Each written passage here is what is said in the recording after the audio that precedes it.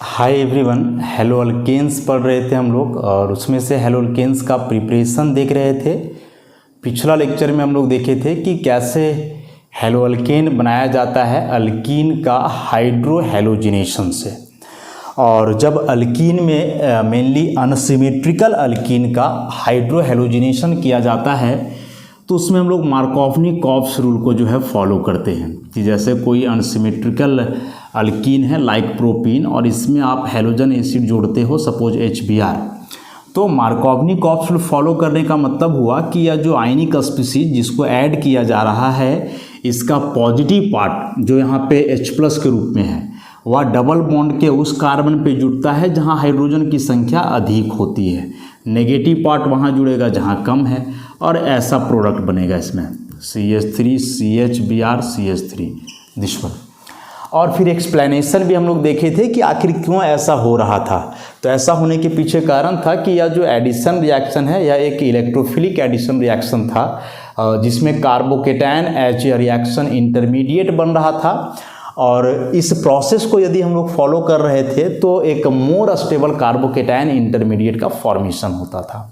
तो जो मार्कोव्नी-कॉप्स यह बात बोले कि पॉजिटिव पार्ट को डबल बॉन्ड का उस कार्बन पे जोड़ा जाता है जहां हाइड्रोजन की संख्या अधिक हो, इसी को दूसरे शब्द में हम लोग समझे थे कि आप हेलोजन एसिड का एडिशन इस प्रकार से करो अल्कीन में ताकि एक मोर स्टेबल कार्बोकेटायन पहले बने और उससे फिर एक मेजर प्रोडक्ट का फॉर्मेशन हो। इतना बात जो है हम लोग देखे थे। अब आज हम लोग जो इसमें देखेंगे कि आपको कोई अनसिमेट्रिकल अल्कीन में यदि हेलोजन एसिड जोड़ो और हेलोजन एसिड में भी mainly HBr hydrobromic acid add करो और इस केस में यदि सॉल्वेंट कोई ऑर्गेनिक पेरोक्साइड हो तब जो एडिशन होगा इस HBr का अनसिमेट्रिकल अल्कीन में वह मार्कोव्नी-कॉप्स का उल्टा होगा, मतलब यहाँ एंटी मार्कोव्नी-कॉप्स रूल ऑपरेट होगा। एंटी मार्कोव्नी-कॉप्स का मतलब क्या हुआ कि जैसे इस जगह पे हम लोग देख रहे थे कि हाइड्रोजन को डबल बॉन्ड का उस कार्बन पे जोड़े जहाँ ज़्यादा हाइड्रोजन था, ब्रोमीन को वहाँ जोड़े जहाँ कम था। लेकिन ऐसा तब होगा जब सॉल्वेंट यहाँ कोई आयनिक सॉल्वेंट हो, वाटर वगैरह हो। तो यदि आप पेरोक्साइड लेते हो एज ए सॉल्वेंट तो यह एडिशन रिवर्स हो जाएगा और अब आप हाइड्रोजन को डबल बॉन्ड का उस कार्बन पे जोड़ोगे जहाँ कम हाइड्रोजन है और ब्रोमीन वहाँ जुड़ेगा जहाँ ज़्यादा हाइड्रोजन है। ऐसा CH3 CH2 CH2Br ऐसा। तो यह जो प्रोडक्ट बना या मार्कोव्नी-कॉप्स के अपोजिट है, that's what is called anti Markovnikov's addition. और इसको ऑब्जर्व किए थे खराश नाम के व्यक्ति से, इसको खराश इफेक्ट भी बोला जाता है। और यह सारा चीज़ जो रिवर्स हो रहा है ऑब्वियसली पेरोक्साइड के चलते हो रहा है, इसलिए इसी को हम लोग पेरोक्साइड इफेक्ट के नाम से भी जानते हैं। तो पेरोक्साइड इफेक्ट, खराश इफेक्ट या फिर एंटी मार्कोव्नी-कॉप्स एडिशन।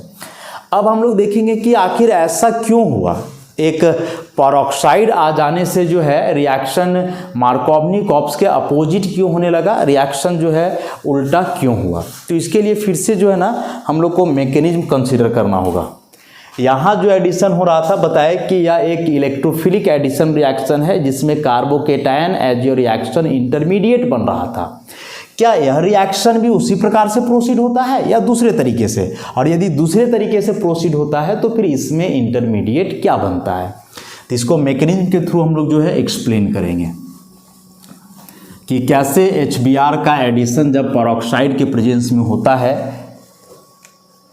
तो जैसे देखो इसी रिएक्शन को हम लोग लिखे CH3 CH double bond CH2 HBr। यहाँ पेरोक्साइड सॉल्वेंट लो, पेरोक्साइड सॉल्वेंट में कोई ऑर्गेनिक पेरोक्साइड जैसे बेंजोइल पेरोक्साइड, तो एडिशन कुछ ऐसा हो जाना है CH3 CH2 CH2Br ऐसा। अब इस रिएक्शन का मैकेनिज्म कि ऐसा क्यों होता है, मैकेनिज्म तो देखो जो पेरोक्साइड होता है यहाँ तो हमने बेंजोइल पेरोक्साइड का इस्तेमाल किया है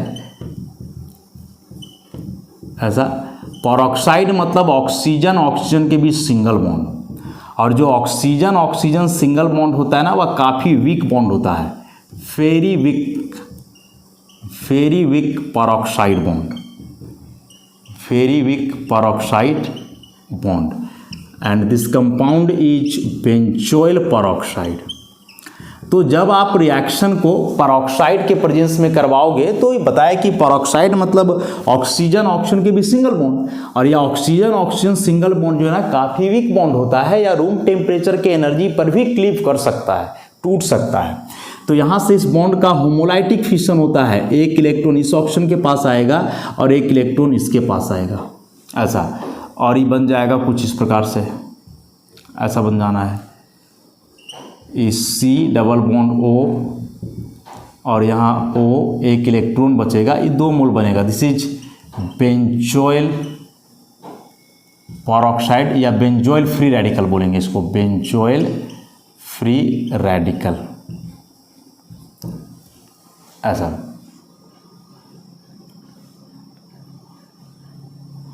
तो यह जो फ्री रेडिकल बना, यही फ्री रेडिकल जो है रिएक्शन को इनिशिएट करता है।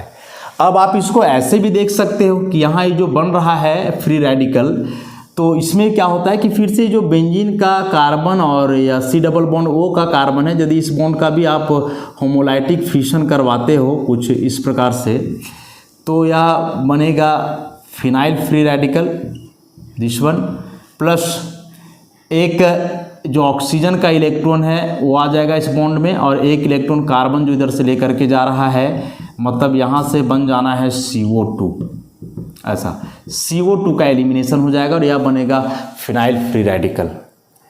अब क्या होता है कि यह जो फिनाइल फ्री रेडिकल बना है, यह फिनाइल फ्री रेडिकल जो HBr है, ऐसा, तो देखो HBr का बॉन्ड ना तो बहुत स्ट्रॉन्ग है ना ही बहुत वीक है, इस बॉन्ड का भी यहाँ होमोलाइटिक फिशन हो सकता है, और जब इसका होमोलाइटिक फिशन होगा तो इस बॉन्ड में जो 2 इलेक्ट्रॉन्स हैं, इसमें से एक इलेक्ट्रॉन हाइड्रोजन का आ जाएगा इधर बेंजीन के साथ और एक इलेक्ट्रॉन ब्रोमीन अपने पास रख लेगा, तो ये बन जाना है कुछ ऐसा, यहाँ H जुड़ गया मतलब बेंजीन बन गया, और यहाँ से bromine free radical, this is bromine free radical, and this bromine free radical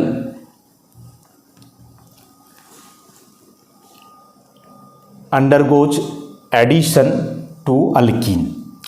तो जो एडिशन हो रहा है HBr का अल्कीन में पेरोक्साइड के केस में, अभी तक के हिसाब से हम लोग देखें तो इसमें कोई आयनिक स्पीसीज नहीं बन रहे हैं, न्यूट्रल केमिकल स्पीसीज बन रहा है जिसको फ्री रेडिकल बोलते हैं।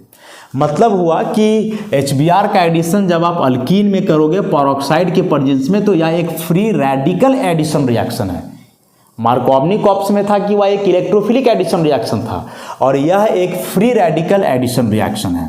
और free radical addition reaction 3 steps में प्रोसीड होते हैं, या जो पहला स्टेप है, इस स्टेप को हम लोग बोलते हैं चेन इनिशिएशन, मतलब चेन का शुरुआत होना, कैसे रिएक्शन इनिशिएट करेगा।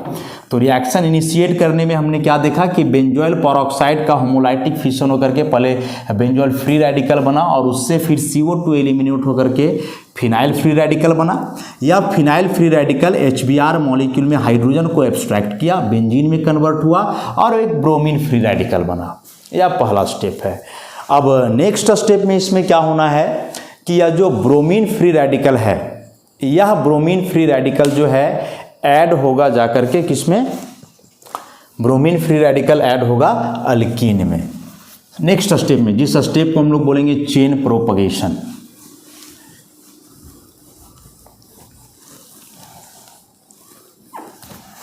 Step 2 chain propagation. अब जो अल्कीन हमने लिया, अब इसके साथ है bromine free radical, this one.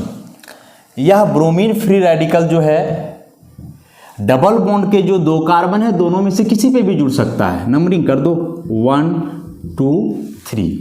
यदि आप इस ब्रोमीन फ्री रेडिकल को जोड़ते हो कार्बन नंबर 1 पे और यहाँ आप जोड़ो कार्बन नंबर 2 पे, यदि इसको आप कार्बन नंबर 1 पे जोड़ते हो तो कुछ ऐसा हो जाना है। ऐसा कहने का मतलब कि जो पाई इलेक्ट्रॉन है ना, इसमें 2 इलेक्ट्रॉन्स है, तो एक इलेक्ट्रॉन आ जाएगा इधर ब्रोमीन के साथ और एक इलेक्ट्रॉन इसके पास बचा हुआ रह जाएगा इस कार्बन के पास।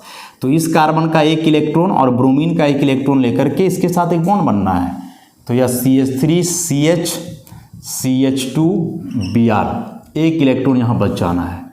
लेकिन इसी ब्रोमीन फ्री रेडिकल को यदि आप इसके साथ जोड़ते हो तो यह इलेक्ट्रॉन तो इसके साथ बॉन्ड बनाएगा, तो फिर इसके पास इलेक्ट्रॉन एक बच जाएगा। तो ये हो जाना है CH3CH, यहाँ Br, और यह हो गया CH2 दिस वन। ऐसा अब यहाँ जो फ्री रेडिकल बन रहा है यह 2 डिग्री फ्री रेडिकल है, 2 डिग्री फ्री रेडिकल, और यहाँ जो बना ये 1 डिग्री फ्री रेडिकल है। अब फ्री रेडिकल की स्टेबिलिटी की बात करें तो हम लोग जान रहे हैं कि जो 2 डिग्री फ्री रेडिकल होता है वह ज़्यादा स्टेबल है और 1 डिग्री फ्री रेडिकल कम स्टेबल है उससे। ऐसा तो यदि आप कंपेयर करोगे मार्कोवनी-कॉप्स एडिशन का मैकेनिज्म से इसको, तो पाओगे कि वहाँ रिएक्शन कार्बोकेटायन इंटरमीडिएट के थ्रू हो रहा था और कार्बोकेटायन का स्टेबिलिटी डिटरमाइन कर रहा था प्रोडक्ट के नेचर को। यहाँ फ्री रेडिकल बन रहा है तो फ्री रेडिकल का स्टेबिलिटी डिटरमाइन करेगा प्रोडक्ट के नेचर को। अब यह 1 डिग्री और 2 डिग्री फ्री रेडिकल में 2 डिग्री फ्री रेडिकल ज़्यादा स्टेबल है। ऑब्वियसली आगे यही स्पीसीज जो है वह रिएक्शन में पार्टिसिपेट करने वाला है और मेन प्रोडक्ट का फॉर्मेशन करने वाला है। तो यह जो स्पीसीज बना CH3CH2Br, अभी क्या करेगा कि HBr के दूसरे मॉलिक्यूल के साथ कंबाइन करेगा। तो HBr का दूसरा मॉलिक्यूल से क्या होना है कि फिर से H और Br के बीच बॉन्ड है, बॉन्ड में 2 इलेक्ट्रॉन है, तो ये एक इलेक्ट्रॉन कंबाइन कर जाएगा इधर कार्बन से हाइड्रोजन का और एक ये बच जाएगा ब्रोमीन के पास। तो हो जाना है CH3CH2CH2Br, प्रोडक्ट बन गया दिस वन, और यहाँ से ब्रोमीन फ्री रेडिकल बाहर हुआ। और एक फाइनल स्टेप जो इसमें होता है स्टेप 3, वह होता है चेन टर्मिनेशन। चेन टर्मिनेशन की कैसे रिएक्शन एंड करेगा। तो याद रखोगे कि जो फ्री रेडिकल एडिशन रिएक्शन होता है उसमें जो चेन टर्मिनेशन है उसमें फ्री रेडिकल्स ही आपस में कंबाइन करके एक स्टेबल स्पीसीज का फॉर्मेशन करते हैं। तो रिएक्शन के दरमियान देखो सारे चीज़ लगभग यूज हो ही गए हैं। अब एक बच जा रहा है यहाँ केवल ब्रोमीन फ्री रेडिकल। तो यही ब्रोमीन फ्री रेडिकल्स आपस में कंबाइन करेंगे, 2 ब्रोमीन फ्री रेडिकल। क्योंकि रिएक्शन के दरमियान एक सिंगल मॉलिक्यूल तो रहेगा नहीं, मतलब एक सिंगल ब्रोमीन फ्री रेडिकल तो नहीं होने वाला है, कई सारे फ्री रेडिकल्स हो सकते हैं। तो वे सारे ब्रोमीन फ्री रेडिकल्स आपस में कंबाइन करके जो है Br2 मॉलिक्यूल का फॉर्मेशन कर देंगे। And this is the termination step of this free radical addition reaction. तो जब आप HBr का एडिशन करते हो अल्कीन में इन द प्रेजेंस ऑफ या पेरोक्साइड, तो रिएक्शन जो है फ्री रेडिकल एडिशन रिएक्शन को फॉलो करता है। और फ्री रेडिकल एडिशन रिएक्शन में हमने क्या देखा कि जो पेरोक्साइड लिए वह पहले टूट करके एक रेडिकल इनिशिएटर बनाया जो HBr के H रेडिकल को लेकर के ब्रोमीन रेडिकल को निकाला। वह ब्रोमीन रेडिकल अल्कीन में जो डबल बॉन्ड के 2 कार्बन हैं उसमें से दोनों में से जुड़ने का प्रयास करेगा, लेकिन उसके पास जुड़ेगा जहां से एक स्टेबल अल्काइल फ्री रेडिकल का फॉर्मेशन होगा। और उस केस में जो स्टेबल अल्काइल फ्री रेडिकल बनेगा वही फाइनल प्रोडक्ट के नेचर को डिटरमाइन करेगा। एक और कंपैरिजन मार्कोवनी-कॉप्स और एंटी मार्कोवनी-कॉप्स का, एक तो बता दिए कि मार्कोवनी-कॉप्स जो है इलेक्ट्रोफिलिक एडिशन है, एंटी मार्कोवनी-कॉप्स फ्री रेडिकल एडिशन है। मार्कोवनी-कॉप्स कार्बोकेटायन इंटरमीडिएट से होता है जबकि एंटी मार्कोवनी-कॉप्स फ्री रेडिकल इंटरमीडिएट से। और एक और डिफरेंस जो है कि मार्कोवनी-कॉप्स एडिशन में जो है ना पहले हाइड्रोजन का एडिशन होता था उसके बाद हैलोजन का, और यहाँ है कि पहले हैलोजन का एडिशन हो रहा है उसके बाद हाइड्रोजन का। ऐसा एक ये भी अंतर हुआ दोनों में कि मार्कोवनी-कॉप्स एडिशन जब कर रहे थे तो वहाँ पहले H जुड़ता था कार्बन से, कार्बन हाइड्रोजन बॉन्ड पहले बनता था और कार्बन हैलोजन बॉन्ड बाद में। लेकिन इस बारी क्या है कि यहाँ कार्बन हैलोजन बॉन्ड पहले बन रहा है। देखो कार्बन हैलोजन का बॉन्ड पहले बन रहा है और फिर जो है कार्बन हाइड्रोजन का बॉन्ड बन रहा है। तो ऐसा क्यों होगा? आखिर इसमें पहले हाइड्रोजन क्यों नहीं जुड़ेगा? ऐसा भी है। तो इसमें हाइड्रोजन पहले नहीं जुड़ने के पीछे कारण क्या है ना कि यदि ब्रोमीन यहाँ पहले जुड़ रहा है ऐसा, तो ब्रोमीन पहले जुड़ रहा है तो यह एक इंडोथर्मिक प्रोसेस हो रहा है, sorry exothermic process, heat release होगा। लेकिन वही यदि हाइड्रोजन पहले जुड़ता है तो वह एक इंडोथर्मिक प्रोसेस होगा, हीट एब्जॉर्ब होगा। और हीट एब्जॉर्ब होने वाले केमिकल रिएक्शन जो है थर्मोडायनेमिकली अनफेवरेबल होते हैं, इसको ध्यान में रखोगे। अब यह तो हमने मैकेनिज्म देखा। अब जो हम लोग एंटी मार्कोवनी-कॉप्स रूल में पढ़े कि HBr का एडिशन आप अल्कीन में करोगे परऑक्साइड के प्रेजेंस में तो एडिशन उल्टा होगा। अब परऑक्साइड के प्रेजेंस में वैसा क्या हुआ वो तो हमने देखा कि परऑक्साइड में ऑक्सीजन का जो बॉन्ड है परऑक्साइड बॉन्ड वीक होता है, वही टूट करके पहले परऑक्साइड का फॉर्मेशन करके रिएक्शन को आगे प्रोसीड करता है। अब कि यह रिएक्शन जो है ना परऑक्साइड इफेक्ट एंटी मार्कोवनी-कॉप्स एडिशन, यह केवल और केवल एप्लीकेबल है HBr के एडिशन के लिए। HF के साथ रिएक्शन पढ़ते नहीं हम लोग, HCl, HBr और HI बचे ये 3 हैलोजन एसिड्स। तो ये 3 हैलोजन एसिड्स में जो एंटी मार्कोवनी-कॉप्स एडिशन है वह केवल और केवल एप्लीकेबल है HBr के लिए, HCl और HI के लिए एप्लीकेबल नहीं है। और क्यों एप्लीकेबल नहीं है तो इसको 2 आधार पे हम लोग एक्सप्लेन करेंगे। जो पहला आधार है वह है ये तीनों का बॉन्ड स्ट्रेंथ। HCl का बॉन्ड तीनों में काफ़ी मजबूत है। जो HCl का बॉन्ड स्ट्रेंथ होता है वह होता है 430.5 किलोजूल पर मोल। HBr का जो बॉन्ड स्ट्रेंथ है 363.7 किलोजूल पर मोल और जो HI का बॉन्ड स्ट्रेंथ है वह है 296.8 किलोजूल पर मोल। मतलब HCl का बॉन्ड सबसे स्ट्रॉन्ग, HI का बॉन्ड सबसे वीक। तो HCl का बॉन्ड क्या है ना कि स्ट्रॉन्ग है, तो स्ट्रॉन्ग होने से क्या होता है कि परऑक्साइड इस बॉन्ड को तोड़ ही नहीं पाता है। आखिर जो सॉल्वेंट हम लोग इस्तेमाल करते हैं रिएक्शन में, उस सॉल्वेंट का क्या काम रहता है? तो वह सॉल्वेंट जो है ना रिएक्टेंट मॉलिक्यूल्स या रिएक्टेंट मॉलिक्यूल में जो एटम्स हैं उसके बॉन्ड को ब्रेक करता है। सॉल्वेंट का जो प्रॉपर्टी होता है डाइलेक्ट्रिक कांस्टेंट, उसके आधार पे याद करो कि हर एक सॉल्वेंट का अपना कुछ ना कुछ डाइलेक्ट्रिक कांस्टेंट है जो सॉल्यूट नहीं, जो रिएक्टेंट के मॉलिक्यूल्स होते हैं उसके जो एटम्स होते हैं उसके बॉन्ड को तोड़ता है। अब मार्कोवनी-कॉप्स में जो है हम लोग लेते थे आयनिक सॉल्वेंट, मतलब वाटर, और वाटर का डाइलेक्ट्रिक कांस्टेंट इतना ज़्यादा है कि वह किसी के बॉन्ड को भी इजीली ब्रेक कर सकता है। लेकिन एंटी मार्कोवनी-कॉप्स में आप ले रहे हो परऑक्साइड, और परऑक्साइड मोस्टली एक नॉन पोलर सॉल्वेंट है और नॉन पोलर सॉल्वेंट का डाइलेक्ट्रिक कांस्टेंट बहुत ज़्यादा नहीं होता है। डाइलेक्ट्रिक कांस्टेंट ज़्यादा नहीं होने का मतलब हुआ कि उसका उतना कैपेबिलिटी नहीं है कि वह इस स्ट्रॉन्ग बॉन्ड को तोड़ सके। तो यदि आप HCl को रिएक्ट करवाओगे अल्कीन से परऑक्साइड में तो यह परऑक्साइड इस बॉन्ड को तोड़ ही नहीं पाएगा। अभी मैकेनिज्म में हमने देखा कि यह जो फ्री रेडिकल बन रहा था परऑक्साइड से, ये क्या कर रहा था कि HBr के बॉन्ड को तोड़ रहा था। यही बॉन्ड को नहीं तोड़ पाएगा ही जब यहाँ होगा HCl, क्योंकि यह बॉन्ड मजबूत है। इस एनर्जी के आधार पर देखो तो चलो, इसका बॉन्ड मजबूत था इसलिए नहीं टूटा। तो HI के साथ क्या प्रॉब्लम था? HI का बॉन्ड तो इससे वीक है, तो यदि HBr का बॉन्ड तोड़ दे रहा है फ्री रेडिकल तो ऑब्वियसली HI के बॉन्ड को भी तोड़ना चाहिए। तोड़ेगा, बिल्कुल तोड़ेगा, क्योंकि यह बॉन्ड उससे भी वीक है। लेकिन यहाँ अब क्या होगा कि यदि यह बॉन्ड टूटता है HI का तो हाइड्रोजन रेडिकल और आयोडीन रेडिकल बनेगा। ऐसा अब होता क्या है कि जो आयोडीन रेडिकल है ना, या रेडिकल तो हालांकि सारे अनस्टेबल होते हैं लेकिन आयोडीन रेडिकल कुछ ज़्यादा ही अनस्टेबल होता है। इसीलिए क्या होता है कि 2 आयोडीन रेडिकल आपस में कंबाइन करके I2 मॉलिक्यूल बना देते हैं तुरंत। मतलब आप परऑक्साइड या रेडिकल के थ्रू HI के बॉन्ड को तोड़ भी देते हो, इजीली टूट जाएगा, आसानी से टूट जाएगा। तो टूटने के बाद क्या होगा कि जो आयोडीन रेडिकल्स बनते हैं या आयोडीन रेडिकल्स आपस में रिकम्बाइन कर जाते हैं, माने टर्मिनेशन स्टेप यहाँ पहले हो जाता है। या रेडिकल कंबाइन करते हैं कब? जब चेन टर्मिनेट करता है, अभी मैकेनिज्म में हमने देखा।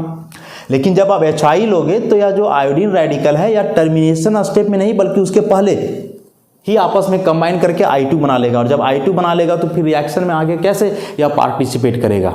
रिएक्शन में तो आगे रेडिकल पार्टिसिपेट करना था, ब्रोमीन है तो ब्रोमीन रेडिकल, आयोडीन है तो आयोडीन रेडिकल, लेकिन यहाँ आयोडीन रेडिकल्स आपस में कंबाइन करके I2 बना ले रहे हैं, इसलिए इसके साथ भी एप्लीकेबल नहीं है। तो HCl के साथ नहीं है क्योंकि इसका बॉन्ड बहुत ज़्यादा मजबूत है, तोड़ नहीं पाएगा। इसका बहुत कमज़ोर है तो कमज़ोर होने से तोड़ तो देगा, लेकिन आयोडीन रेडिकल रिकम्बाइन करके I2 मॉलिक्यूल बना लेते हैं, तो इसके साथ भी नहीं। तो एक जो मोस्ट सुटेबल बच रहा है वह है HBr, दिस वन। यह पहला बेसिस हुआ एंटी मार्कोवनी-कॉप्स को एक्सप्लेन करने का, परऑक्साइड इफेक्ट को समझने का। अब जो इसका दूसरा बेसिस है, 2 आधार पे इसको समझेंगे। एक तो यह हो गया, दूसरा बेसिस इसका थर्मोडायनेमिक कंसिडरेशन पे है।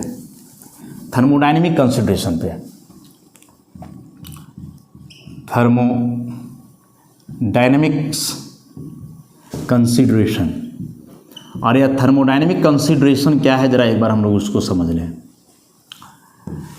थर्मोडायनेमिक्स में एक रिलेशन हम लोग पढ़ते हैं, delta G equal to delta H minus T delta S, where delta G is gives free energy change, gives free energy change, delta H is enthalpy change, T is temperature and delta S is entropy change, delta S is entropy change। ये सारे terms क्या है, gives free energy change क्या है, entropy change क्या है, enthalpy change क्या है, सारे टर्म्स को अभी डिटेल नहीं किया जा सकता है, लेकिन इस इक्वेशन के आधार पे हम लोग को समझना क्या है, यह इक्वेशन किसी भी रिएक्शन के फिजिबिलिटी को बतलाता है कि वह रिएक्शन कितना आसान है, कोई भी प्रोसेस कब स्पॉन्टेनियस होगा कब नॉन स्पॉन्टेनियस होगा। तो उसके लिए कंडीशन है कि यदि डेल्टा जी नेगेटिव हो, gives free energy change negative हो, या डेल्टा एस पॉजिटिव हो, दोनों में से कोई एक या दोनों हो, जो भी है, तो इस केस में वह प्रोसेस स्पॉन्टेनियस होता है, अपने आप होता है। और इस प्रकार के रिएक्शन जो है थर्मोडायनेमिकली फेवरेबल होते हैं, माने फिजिबल होते हैं, आसानी से होंगे। लेकिन यदि किसी रिएक्शन का डेल्टा जी है पॉजिटिव आ जाए, तो इस केस में रिएक्शन जो है थर्मोडायनेमिकली अनफेवरेबल है, फिजिबल नहीं है, अपने आप ऐसे रिएक्शंस नहीं होते हैं। अब जरा यहाँ से देखोगे कि रिएक्शन को फिजिबल होने के लिए, स्पॉन्टेनियस होने के लिए कंडीशन क्या है कि delta G should be negative, और डेल्टा जी नेगेटिव दो केस में हो सकता है। पहला कि डेल्टा एस पॉजिटिव हो, डेल्टा एस पॉजिटिव हो माने डेल्टा एस जो है मतलब जो एंट्रोपी चेंज है वो बढ़े, तो जब ये पूरा टर्म बढ़ेगा तो मतलब ये ओवरऑल बढ़ा, और ये ओवरऑल बढ़ा इसका मतलब कि पूरा नेगेटिव में बढ़ा, तो नेगेटिव वैल्यू यहाँ ज़्यादा हो जाएगा और ये पॉजिटिव वैल्यू कम रहेगा, तो रिजल्ट ओवरऑल क्या आएगा, नेगेटिव। डेल्टा जी नेगेटिव, जैसे मान लो कि यहाँ 5 है, ई जो है बढ़ करके हो गया 10, तो 5 माइनस 10 तो -5, नेगेटिव आ जाएगा। या दूसरा केस है कि यदि इसको कांस्टेंट रखोगे और डेल्टा एच को तुम नेगेटिव कर दो, ऐसा मतलब इसको 5 ही रखो, तो ये तो 5 के आगे पहले से माइनस लगा हुआ है और ये भी माइनस में आ गया -5, तो फिर से रिजल्ट आएगा -10, मतलब नेगेटिव आ जाएगा, गिव्स फ्री एनर्जी चेंज। तो ये जो डेल्टा एच का वैल्यू नेगेटिव है, इसका मतलब प्रोसेस क्या होना चाहिए, एक्सोथर्मिक होना चाहिए। प्रोसेस क्या होना चाहिए, एक्सोथर्मिक। तो यदि एक्सोथर्मिक प्रोसेस है, हीट एनर्जी रिलीज होगा, डेल्टा एच का वैल्यू नेगेटिव, और डेल्टा एच नेगेटिव मतलब gives free energy change negative, और यह रिएक्शन जो है थर्मोडायनेमिकली फेवरेबल होगा, फिजिबल होगा। अब होता क्या है कि अभी जैसे मैकेनिज्म हमने देखा कि यह जो अल्कीन है CH3 CH double bond CH2, और इसमें जब HBr हमने ऐड किया तो 2 स्टेप में हो रहा था ना। सबसे पहले Br रेडिकल जुड़ रहा था और ये बन रहा था CH3 CH CH2 Br, यहाँ रेडिकल, मतलब यहाँ जो इस कार्बन ब्रोमीन का बॉन्ड बन रहा है तो एंथैल्पी चेंज करेगा ही, इसको मान लो डेल्टा H1। और फिर नेक्स्ट स्टेप में क्या देख रहे थे कि यह CH3 CH CH2 Br, इसके बाद इसमें जो है H रेडिकल जुड़ रहा था जा करके, तो यह बन रहा था फाइनली हेलोअल्केन या ब्रोमोअल्केन, ऐसा। तो यहाँ भी कार्बन हाइड्रोजन का बॉन्ड बन रहा है तो एंथैल्पी यहाँ भी चेंज करेगा, इसको मान लिया जाए डेल्टा H2। तो जब आप ऐसे हेलोजन एसिड का एडिशन करोगे अल्कीन में तो फ्री रेडिकल एडिशन हो रहा है, जिसमें ब्रोमीन रेडिकल पहले ऐड हुआ, हाइड्रोजन रेडिकल बाद में ऐड हुआ, तो इसमें दो एंथैल्पी चेंज होगा, डेल्टा H1 और डेल्टा H2। अब यदि आप रिएक्शन HCl के साथ करो, रिएक्शन HBr के साथ करो और रिएक्शन HI के साथ करो, तो HBr के केस में क्या होता है ना कि जो दोनों प्रोसेस है delta H1 and delta H2 both are negative, मतलब ये दोनों प्रोसेस एक्सोथर्मिक होता है, दोनों प्रोसेस क्या होता है, एक्सोथर्मिक। लेकिन यदि आप HCl और HI लेते हो तो ये दोनों केस में जो है डेल्टा H1 और डेल्टा H2 दोनों में से एक पॉजिटिव हो जाता है, दूसरा नेगेटिव हो जाता है, दोनों में से एक पॉजिटिव हो जाता है और दूसरा क्या हो जाता है, नेगेटिव हो जाता है। और यदि एक पॉजिटिव और एक नेगेटिव रहे तब तो यहाँ दिक्कत हो जाएगा, कि यदि पॉजिटिव वैल्यू ज़्यादा है और नेगेटिव वैल्यू कम है तो ओवरऑल तो ये पॉजिटिव आ जाएगा, और यदि ये पॉजिटिव आया तो डेल्टा जी भी पॉजिटिव हो सकता है, और डेल्टा जी पॉजिटिव होने का मतलब कि नॉन स्पॉन्टेनियस हो गया। तो HBr के केस में चाहे आप ब्रोमीन रेडिकल ऐड करो चाहे हाइड्रोजन रेडिकल ऐड करो, both the processes are exothermic, means overall enthalpy change is negative, and this negative enthalpy change decreases the Gibbs energy of the system, that is delta G is negative, और delta G negative होने का मतलब बताया कि reaction feasible है, आसानी से होगा। उसी प्रकार से यहाँ है HI के केस में, इसमें भी यह जो दो इंथैल्पी चेंज होगा, मैंने एक बार आयोडीन रेडिकल ऐड करो एक बार हाइड्रोजन रेडिकल ऐड करो, तो ये दोनों में से एक एक्सोथर्मिक होता है एक इंडोथर्मिक होता है, तो यहाँ भी प्रॉब्लम है फिर। और यह एक्सपेरिमेंटल ऑब्जर्वेशन है, यह जो है एक्सपेरिमेंटल ऑब्जर्वेशन है डाटा के साथ, तो वैल्यूज पे हम लोग नहीं जाएंगे, बस बात को समझेंगे। तो थर्मोडायनेमिक्स कंसीडरेशन के आधार पे हमने क्या देखा कि HBr के केस में ब्रोमीन रेडिकल का एडिशन हाइड्रोजन रेडिकल का addition both are exothermic, overall process means delta H is negative, जबकि ई दोनों में एक इंडोथर्मिक दूसरा एक्सोथर्मिक, तो हो सकता है कि ओवरऑल इंथैल्पी चेंज पॉजिटिव हो जाए, और ओवरऑल इंथैल्पी चेंज पॉजिटिव होने का मतलब हो जाता है कि यह जो आपका डेल्टा जी है वह पॉजिटिव हो सकता है, जो थर्मोडायनेमिक्स के आधार पे सही नहीं है। तो इन दो वजह के चलते जो है एंटी मार्कोवनी-कॉप्स या पेरोक्साइड इफेक्ट या खराश इफेक्ट केवल और केवल एप्लीकेबल होता है किसके लिए, HBr के लिए, HCl और HI के लिए यह एप्लीकेबल नहीं है। अब यदि इस दोनों को एक साथ हम लोग देखें, एग्जाम में चूंकि यह बड़ा इंपॉर्टेंट हो गया, क्वेश्चंस जो है इससे पूछे जाते हैं फ्रीक्वेंटली, तो ध्यान रखना है कि जैसे मान लो कोई रिएक्शन आ जाए इसमें CH3 C और यहाँ आप लगा दो CH3 डबल बॉन्ड CH2, इसी को दो केस में दिखला है, एक HBr है और यहाँ कोई आयनिक सॉल्वेंट है मीन्स वाटर है, और दूसरा केस HBr है लेकिन यहाँ पेरोक्साइड है, ऐसा HBr दोनों केस में है। अब क्या होना है, अब क्या होना है कि HBr और यदि आयनिक सॉल्वेंट है तो ऑब्वियसली यहाँ मार्कोवनी-कॉप्स एडिशन होगा, और यदि HBr के साथ पेरोक्साइड है तो यहाँ एंटी मार्कोवनी-कॉप्स होगा, एंटी मार्कोवनी-कॉप्स होगा। मार्कोवनी-कॉप्स के हिसाब से यदि एडिशन करोगे तो हाइड्रोजन को हम लोग डबल बॉन्ड का उस कार्बन पे जोड़ेंगे जहाँ ज़्यादा हाइड्रोजन, और ब्रोमीन को यहाँ जोड़ेंगे जहाँ कम है, तो प्रोडक्ट शुड बी दिस, ऐसा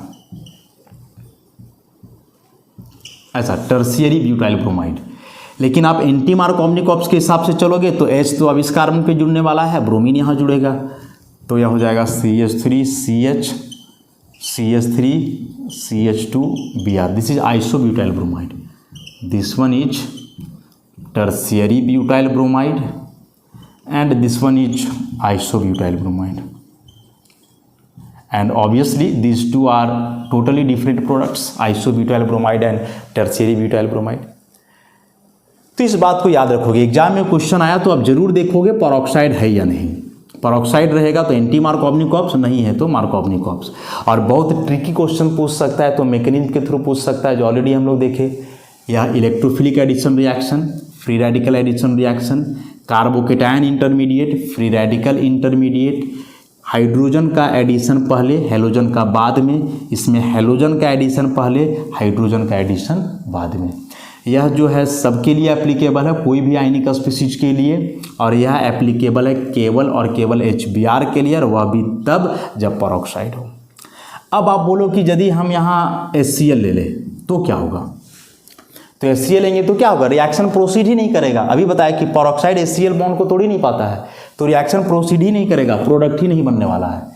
उसी प्रकार से अब HI लोगे फिर भी प्रोडक्ट का फॉर्मेशन नहीं होगा, क्योंकि HI टूट तो जाएगा लेकिन ये I पार्टिसिपेट नहीं करेगा, I2 में कन्वर्ट हो जाएगा।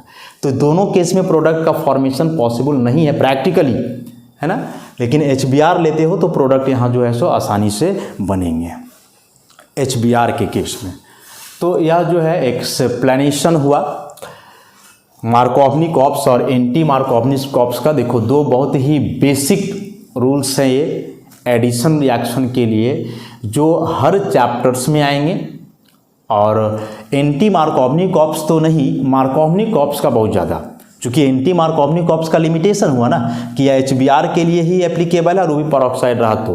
लेकिन मार्कोवनी कॉप्स किसी भी केस में जो है एप्लीकेबल है, जब कभी भी कोई आयनिक स्पीसीज हो तो आयनिक स्पीसीज का पॉजिटिव पार्ट मल्टीपल बॉन्ड के उस कार्बन पे जोड़ेंगे जहाँ ज़्यादा हाइड्रोजन है, या फिर उस आयनिक स्पीसीज का एडिशन आप इस प्रकार से करोगे ताकि एक मोर स्टेबल कार्बोकेटायन इंटरमीडिएट का फॉर्मेशन हो। जब चैप्टर्स आगे हम लोग पढ़ेंगे ऑर्गेनिक का तो देखेंगे कहाँ कहाँ वह मार्कोवनी कॉप्स आ रहा है, और कई जगहों पे जो है वह ट्रिकी हो जाता है, जिससे क्वेश्चन फ्रीक्वेंटली एग्जामिनेशन में पूछे जाते हैं। तो आज के लिए इतना ही, बाकी का पोर्शन इस चैप्टर का जो है हम लोग नेक्स्ट क्लास में डिस्कस करेंगे। धन्यवाद।